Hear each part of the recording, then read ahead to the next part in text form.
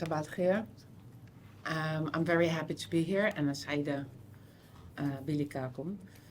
So hate speech, of course, is on top of our minds, not only today, but also yesterday and tomorrow.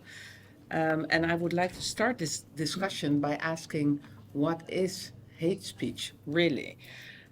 Because I think that we, soon enough, we come to the conclusion that there is no universally agreed definition.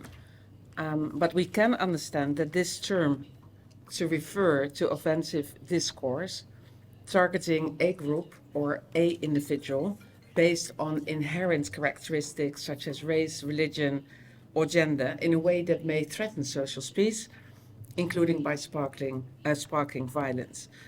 And as I said, it was on our mind yesterday, today, and tomorrow. So I have to make clear that hate speech has been around since time immemorial. Yet the question of hate speech and what we can do to protect against it, it seems to be more prominent now than ever before.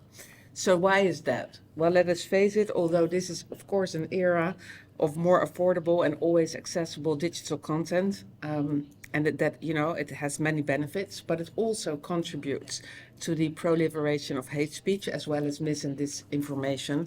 And this is the case everywhere throughout the world, and Iraq is no exception. Now, hate speech in this country tends to reinforce long-standing discrimination, particularly against ethnic and religious minorities or any other marginalized groups.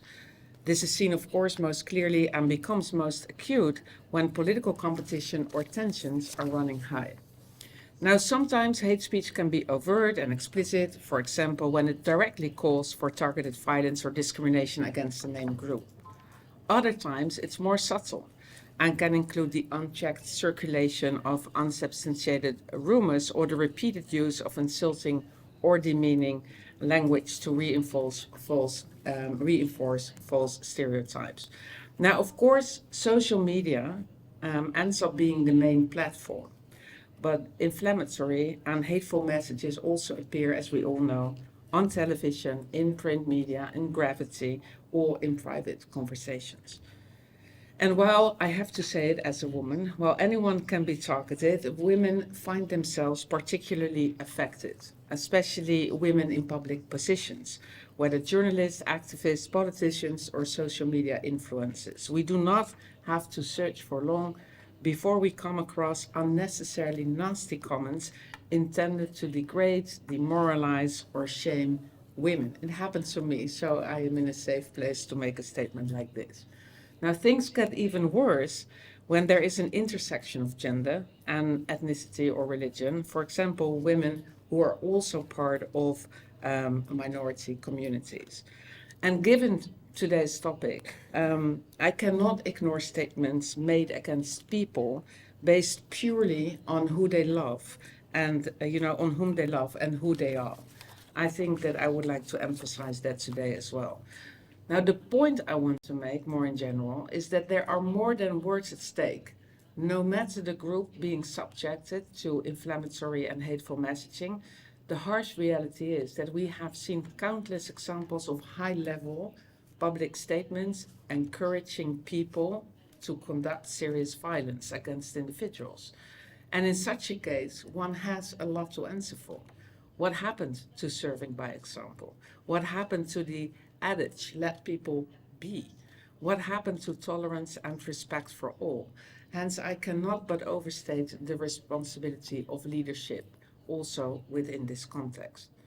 Now, as dangerous as hate speech is, efforts to combat it should not, of course not, be used to justify unlawful limitations on freedom of expression. I mean, we all know that silencing, obstructing, dismissing, or undermining public discourse will do little but erode public trust. So yes, the balance between protection against hate speech and ensuring freedom of expression, including access to information, is unfortunately a delicate one. Now, for good reasons, these two priorities and how to simultaneously advance them is a topic of countless legal publications and parliamentary debates across the world. But the search for this balance must be pursued in good faith, of course, and informed by a cross-section of grassroots and civil society voices. And of course, with the understanding of what responsible leadership entails. I know that this event will unpack, or at least I hope that it will unpack various solutions and ideas as it goes on today, but I would like to mention a few simple steps for consideration. First of all, the need for clear hate speech legislation. The negotiation of such a law must take into account all voices in Parliament, and not only in Parliament, but also beyond, including those representing minority communities, women, and a wider civil society. Also, we must remember that, and I'm pretty sure that I do not have to convince all of you, but we must remember that when laws are used not to protect, but to silence, freedom of speech comes under grave threat, as therefore one of the most fundamental building blocks of a democratic society. Hence, preventing such a trend must underpin any future legislative process. Now, secondly, the role for the rule of law. I mean, legislation is one thing, but legislation alone is not enough. There must be trust among citizens that any hate speech case will be judged on its legal merit and not influenced by, for instance, political prerogatives. Better and more transparent regulation of political and commercial interests in media will also help make it clearer when there are subjective factors at play. Now, thirdly, I would like to flag the value that would come from codes of conduct or good faith agreements among leaders and politicians on public discourse. Political campaigns should, of course, preferably be based on past achievements and future policies rather than whipping up rage or fear about others. Now, fourthly, I wish to emphasize the need to protect the civic space. This is not just critical for freedom of expression. Civil society, as you know perfectly well, also plays a key role in fighting back against hate speech, whether it's through monitoring online abuse, countering disinformation, or protecting organizations, groups, or individuals from offline and online threats.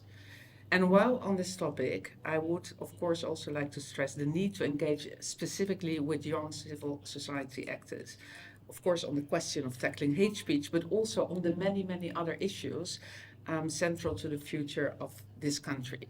Whether my generation fellows, I just turned 50, whether my generation fellows like it or not, young people will be very soon leading the way. So we need to listen to them. Needless to say, in conclusion, that we, UNAMI, we will remain committed to supporting efforts to counter hate speech, be they by the government, the media, or civil society. And I'm pretty sure that today's discussion, organized by our Human Rights Office, will identify even more opportunities for engagement, particularly when it comes to social media and the media more broadly. Let me again emphasize how happy I am to have you all in this room, and it's a great pleasure to seeing you all here on our compound. Thank you again for joining us.